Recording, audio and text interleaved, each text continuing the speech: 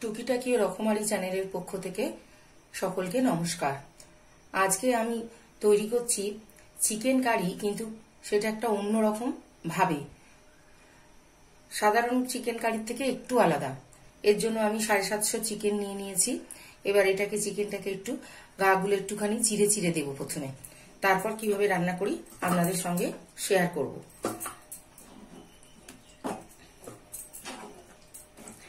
এর জন্য আমি কয়েকটা ডানাও নিয়েছি, কয়েকটা লেগ পিসও নিয়েছি, এবং লেগ পিসের মাংসই এটাতে ব্যবহার করলে ভালো হবে।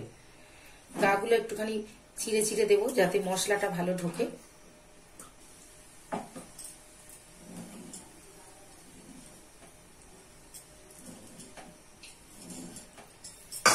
এইভাবে একে একে সমস্ত চিকেনের গাগুলোকে এইভাবে চিড়ে চিড়ে দিতে হবে। প্রত্যেকটা চিকেন আমি ভালোভাবে এভাবে কেটে নিয়েছি। এবারে এটাকে ম্যারিনেশন করে রেখে দেবো কিছুক্ষণের জন্য। আচ্ছা, ম্যারিনেশন করার জন্য আমি ব্যবহার করেছি, প্রথমে দিয়ে দিই পরিমাণ মতো লবণ দিয়ে দিলাম, তারপরে দিয়ে দিলাম পরিমাণ মতো গোলমরিচ, হলুদ গুঁড়ো দিয়ে দিলাম,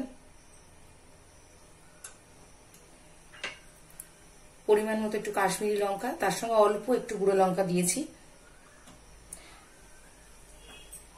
1 চামচ ধনিয়া গুঁড়ো, 1 চামচ জিরে গুঁড়ো দিয়ে দিলাম।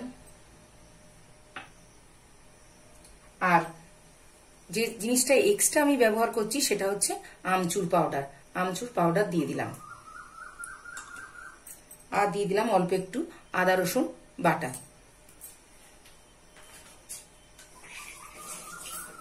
আর মশলাটা যাতে ভালোভাবে মিশে যায় মাংসের সঙ্গে, তার জন্য আমি 2 চামচ সাদা তেল ব্যবহার করলাম। এবার এই সমস্ত উপকরণ দিয়ে মাংসটাকে ভালো করে মেখে নিতে হবে। এটা মাখিয়ে নিয়েছি ভালো করে। এবার এটা ঘন্টাখানেক ফ্রিজে রেখে দেব, তারপর এটাকে রান্না করব। তবে রান্না বসানোর আগে এটাকে একটু ময়দার কোট করে নিতে হবে, তারপর ফ্রাই করব, করে তারপর রান্নাটা করতে হবে। এটা একটু অন্যভাবে করেছি।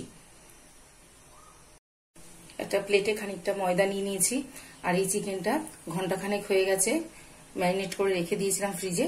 এবার এই হালকা করে একটু প্রলেপ দিয়ে নেব।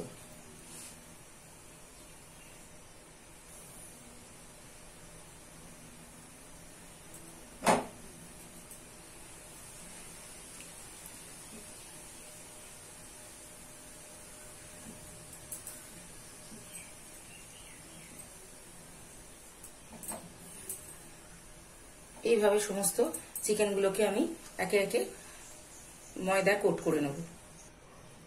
আমার সমস্ত চিকেনগুলো এটা হালকা করে কোট করা হয়ে গেছে। এবার আমি একটা ননস্টিক প্যান বসিয়ে তেল দিয়ে এগুলোকে হালকা স্যালো ফ্রাই করে নেব। পুরো ডিপ ফ্রাই হবে না, কারণ এটাকে কারি রান্না করব যখন, তখন এটা সিদ্ধ হবে। এটা স্যালো ফ্রাই করে নেব। পাত্র বসিয়ে দিয়েছি, এতে আমি এর মধ্যে আমি চিকেনগুলোকে এক এক করে ছেড়ে দিচ্ছি। একসাথে সব ধরবে না, 2-3 বারে আমাকে এগুলো ভেজে নিতে হবে।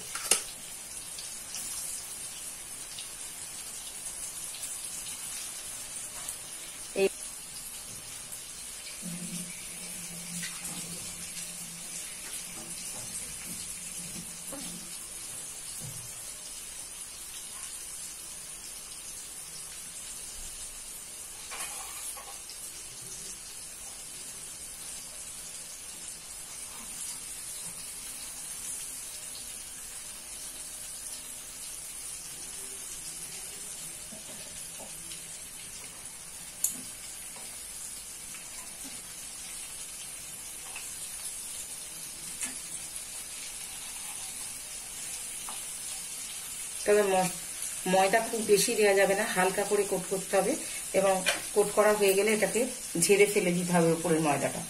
এইভাবে আমি একে একে সমস্ত চিকেনগুলোকে ভেজে নেব। এই চিকেনগুলো আমার ভাজা হয়ে গেছে, এগুলো আমি তুলে নিচ্ছি। ময়দা দিয়ে হালকা একটু কোট করে নেওয়ার জন্য কোনো মশলা পুড়েও যায় না, আর মশলাগুলো প্যানের গায়ে লেগেও যায়নি। আর দিয়ে দিলাম একটু পেঁয়াজ কুচিটা একটু বেশি লাগবে এই তরকারিটা।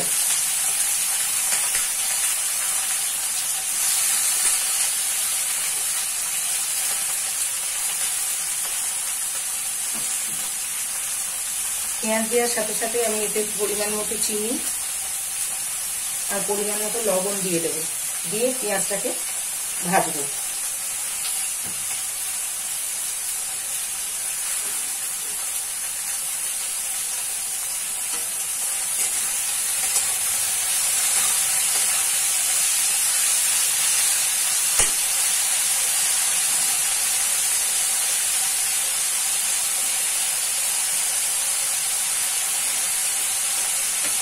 পেঁয়াজটা লাল লাল হয়ে যাক, একটু সময় লাগবে লাল হতে, তারপর সমস্ত মশলা দেব।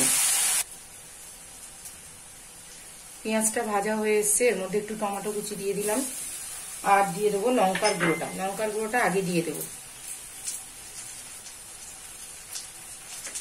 চিনি আছে, লঙ্কার গুঁড়োটা দিয়ে দিলে কি হবে, কালারটা ভালো আসবে।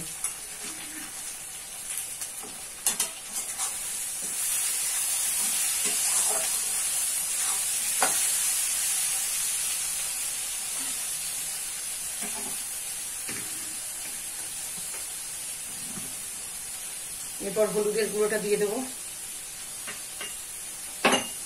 1 চামচ ধনিয়া গুঁড়ো, 1 চামচ জিরে গুঁড়ো দিয়ে দেবো।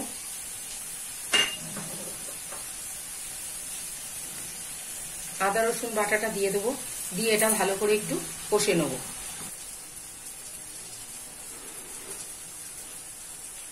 মশলাটা কষা হয়ে গেছে, এর মধ্যে আমি একটু এবার টমেটো সস দেব।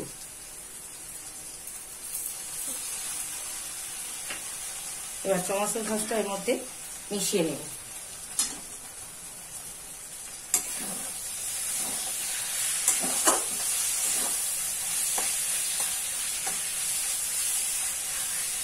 এর মধ্যে মিশিয়ে নিয়েছি, এবার একটু এর মধ্যে জল দিয়ে দিতে হবে, নাহলে মশলাটা পুড়ে যাবে।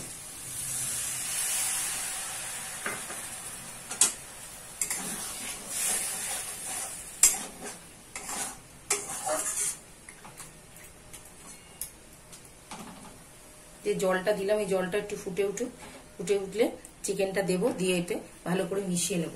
তারপর একটু পরিমাণ মতো জল দেব, ভাজা চিকেনগুলো দিয়ে দেব।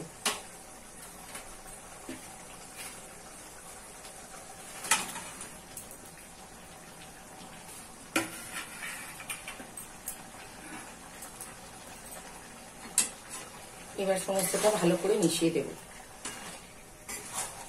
এটা কোনো ঝোল খুব একটা হবে না, সামান্য একটু গ্রেভি থাকবে একদমই। এটা শুধুও খাওয়া যায়, আবার রাইস বা রুটি পরোটা দিয়েও খাওয়া যায়, আবার স্টার্টার হিসেবে শুধুও সন্ধ্যেবেলা খাওয়া যায়।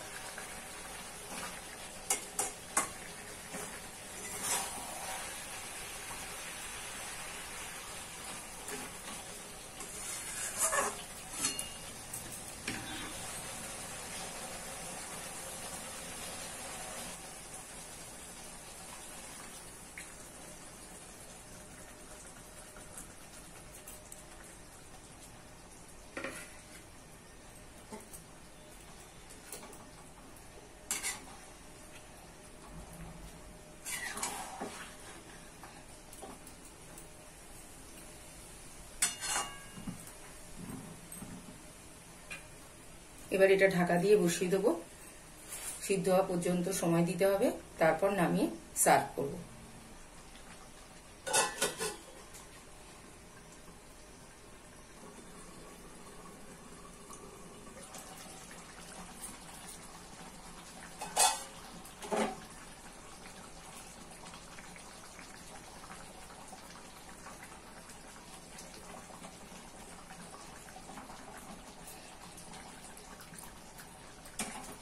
সিদ্ধ হয়ে গেছে, এবার এটা আমি অফ করে দেবো, দিয়ে এর উপর থেকে একটু গরম মশলা ছড়িয়ে দেবো, দিয়ে ঠান্ডা হলে তারপর এটা ঢালবো। একটু গরম মশলা দিয়ে দিলাম উপর থেকে, ঢাকা দিয়ে 5 মিনিট রেখে দেবো। আমার আমচুর চিকেন কারি রেডি, আমি সার্ভ করে দিয়েছি। এটা করে দেখবেন, এইভাবে কারি করলে খেতে খুবই ভালো হয়। আর আমচুর পাউডারটা কিন্তু আমি শুধু মাখানোর সময় ব্যবহার করেছি, পরে আর দিইনি। গ্রেভি এর মধ্যে দিয়ে দিলাম।